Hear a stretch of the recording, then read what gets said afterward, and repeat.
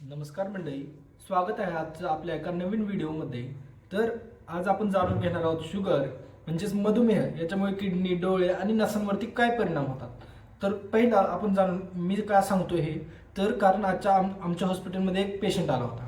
Patient काय होता, त्याच्या पायाच्या नसा खराब व्हायला लागल्यात. आता पायाच्या नसा कशा खराब व्हायला लागल्यात ते कसं कळलं, तर त्याच्यासाठी काही टेस्ट असतात त्या केल्या. नंतर त्याच्या पायाला जाणवतच नाही, दगडावरून चालले, खड्यावरून चालले, जरा कधीतरी मुंग्या आल्यासारखं होतात आणि ते देखील त्याला जाणवत नाही. हात पाय बधीर होत आहेत, थरथर करायला लागलेत असे.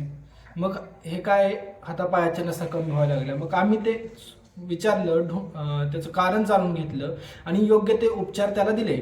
पण तुमचंही असंच नुकसान होत नाही ना? तुम्हालाही शुगर आहे का? तुमची शुगर कंट्रोलमध्ये आहे का? तुम्ही जर शुगर असेल तर हा खालील व्हिडिओ पूर्ण बघा. यामध्ये सगळी सविस्तर माहिती सांगितलेली आहे. तुम्ही तुमची शुगर नीट आहे का ते कळल्यानंतर तुम्ही तुमचं आरोग्य व्यवस्थित ठेवू शकता. तर आजचा आपला व्हिडिओ आहे मधुमेहामुळे किडनी, डोळे आणि नसांचे नुकसान टाळण्यासाठी काय करावे.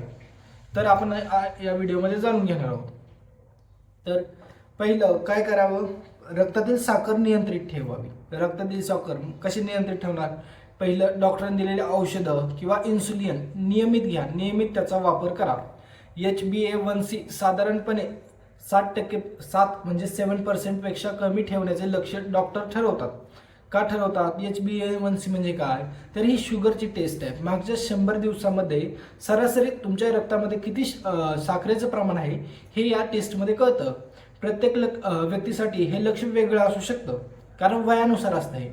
परत नियमित रक्तातील साखर तपासा. नंतर रक्तदाब नियंत्रित ठेवा. दुसरं काय केलं पाहिजे, तुम्ही रक्तदाब नियंत्रित ठेवलं पाहिजे. आता काय होतं, जास्त रक्तदाबामुळे किडनी आणि डोळ्यांचे नुकसान वेगाने होऊ शकतं. मग म्हणून ते रक्तदाब नीट नियंत्रित ठेवलं पाहिजे. नंतर मिठाचे प्रमाण कमी ठेवा. मीठ जास्त खाऊ नका BP असणाऱ्या त्रासांसाठी.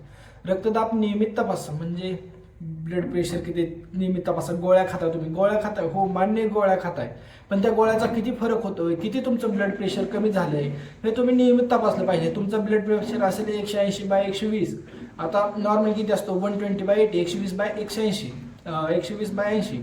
पण आता तुम्हाला जर एवढा होता 180 होता आणि आता गोळ्या खाल्ल्यानंतर 150 आला, तर ते कामाचं आहे का? नाही, 150 नाही, ते 120च्या जवळ असं पाहिजे तरच ते कामाचं आहे. नंतर नियमित व्यायाम केला पाहिजे. तुम्ही आठवड्यातून किमान 150 मिनिटे तीव्र व्यायाम केला पाहिजे. उदाहरणार्थ वेगाने चालणे, फास्ट चालणे. चालणे हा शरीरातील सर्वात बेस्ट व्यायाम आहे.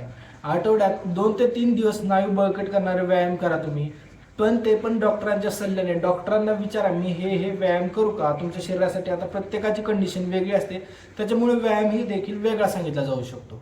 नंतर चौथं म्हणजे वजन नियंत्रित ठेवा. आता वजन म्हणजे वेट कसं नियंत्रित ठेवलं पाहिजे. जर जास्त वजन असेल तुमचं तर त्याच्यामुळे काय होतं, इन्सुलिन रेजिस्टन्स वाढतो. म्हणजे आपल्या शरीरामध्ये जे शुगर विरुद्ध जे लढणारे आहेत रक्तामध्ये, ते जर रेजिस्टन्स वाढतं, कमी होतं आणि मग तुम्हाला शुगर होण्याची चान्सेस असते. हळूहळू वजन करणे एकदम फायदेशीर ठरू शकते. हळूहळू वजन कमी करायचं.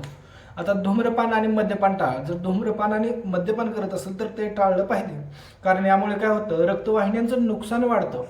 मद्यपानाबाबत डॉक्टरांचा सल्ला घ्या. काय म्हणते डॉक्टर, जर कंट्रोल होत असेल तर कंट्रोल करा, पण जर होत नसेल तर कमी करा आणि डॉक्टरांच्या सल्ल्यानुसार करा. ते नियमित तपासणी केल्या पाहिजे तुम्ही. आता कोणत्या, जर तुम्ही नियमित डॉक्टरांना वेळेवर व्हिजिट करत असाल. आता काही पेशंट काय करते, एकदा डॉक्टरकडे जाऊन आले, नंतर डॉक्टरची फी किती असते, 200-500, तेवढं पैसे वाचवण्यासाठी काय करते, ज्या पहिल्या गोळ्या आहेत ज्या संपल्यात त्याच पहिल्या गोळ्या देतात. पण डॉक्टर प्रत्येक वेळी असे करत नाही. डॉक्टरांची फीस दिल्यानंतर ते रक्त चेक करतात, रक्तामध्ये कुठल्या त्या गोळ्यांचा कोणता परिणाम होतोय का, किडनीवरती, डोळ्यावरती, शरीरावरती, लिव्हरवरती, ते माहिती करून घेतात आणि मगच गोळ्या देतात.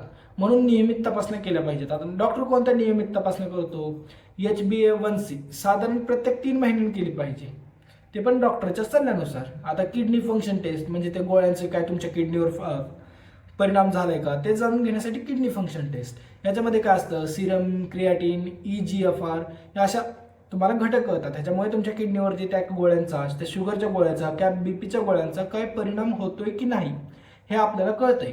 नंतर युरिन अल्ब्युमिन ही टेस्ट करतात, म्हणजे लघवीमध्ये काय कोणतं प्रोटीन, प्रथिने बाहेर येतोय का, अल्ब्युमिन बाहेर येतोय का, हे त्याच्यामध्ये कळतं. वर्षातून एकदा तरी डोळ्यांच्या रेटिनाची तपासणी केली पाहिजे. हे डॉक्टर आपल्याला बरोबर सांगते. डोळ्याची रेटिना, कारण डायबेटिक रेटिनोपॅथी हे आजार बऱ्याच शुगरच्या पेशंटना होताना दिसत आहे. आता पायाची नियमित तपासणी केली पाहिजे. पायांची आता कशी तपासणी करणार, डॉक्टर वेगवेगळे रिफ्लेक्सेस चेक करतात किंवा असं त्यांच्याकडे एक इक्विपमेंट असतात. मी चावी हे दाखवतो, असं पायावर हे पाय असलं वर घेतात, हे अशी वेगवेगळी तपासणी करतात पाहिजे. ह्याच्यावर पायावरून तुमचे रिफ्लेक्स कसं आहे, तुम्हाला जाणवतंय का नाही पायावर काय टोचवतात ते जाणून घ्यायला होतात. आता तुम्ही कोणता आहार घेतला पाहिजे, तुम्ही हिरव्या पालेभाज्या खाल्ल्या पाहिजेत. दोडका, दुधी भोपळा, कारले, भेंडी, कोबी, फ्लावर यांसारखे फळं तुम्ही खाऊ शकता. काकडी खावा, टोमॅटो खावा. कमी साखर असलेली फळे जसे की पेरू, सफरचंद, संत्रे, मोसंबी खाऊ शकता, ते पण मर्यादित प्रमाणात. कोणतीही गोष्ट जास्त केलेली बरोबर नसते.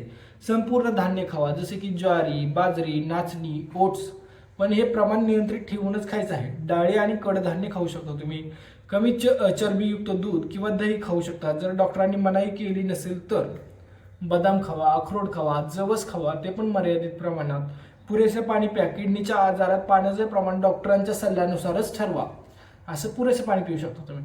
कोणते पदार्थ कमी खावे, तर साखर कमी खावा, मिठाई कमी खावा, कारण तुम्हाला शुगर आहे, शुगरमुळेच हे होतं. शीतपेय कमी खावा. पांढरा मैदा, बेकरी पदार्थ टाळा पूर्ण. तळलेले आणि जास्त तेलकट पदार्थ खाऊ नका. जास्त मीठ असलेले पदार्थ, लोणचे, पापड, चिप्स वगैरे ते टाळा. परत प्रक्रिया केलेले अन्न म्हणजेच त्याला आपण प्रोसेस्ड फूड म्हणतो, आणि हे एक मेन कारण आहे वजन वाढायचं. ते जर खायचं कमी केलं तर वजन आपोआप कमी होईल. गोड फळांचे रस आणि साखर घेतलेले पेय अजिबात टाळा. गोड जास्त खाऊच नका जास्त करून. आता पायांची काळजी मधुमेहात कशी घेणार, तर रोज पाय तपासा. तुम्हीच पाय तपासायचे दाबून वगैरे. तुम्हाला जाणवतं का तिथं टोचवलेलं आहे.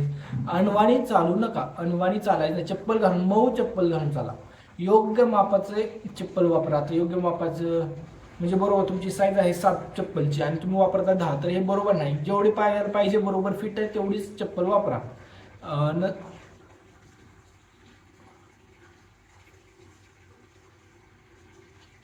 परत प्रतिबंध कसं करा, रक्तदाब आणि मधुमेह, कोलेस्ट्रॉलला नियंत्रित ठेवा.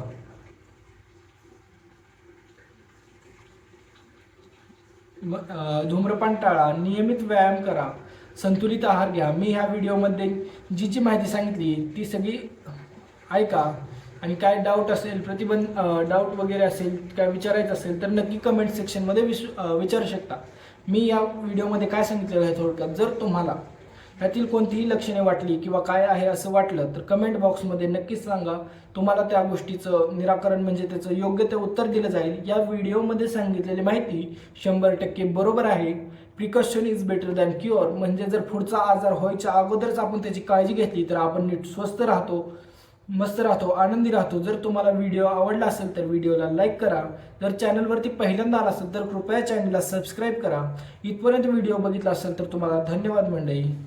थँक्यू.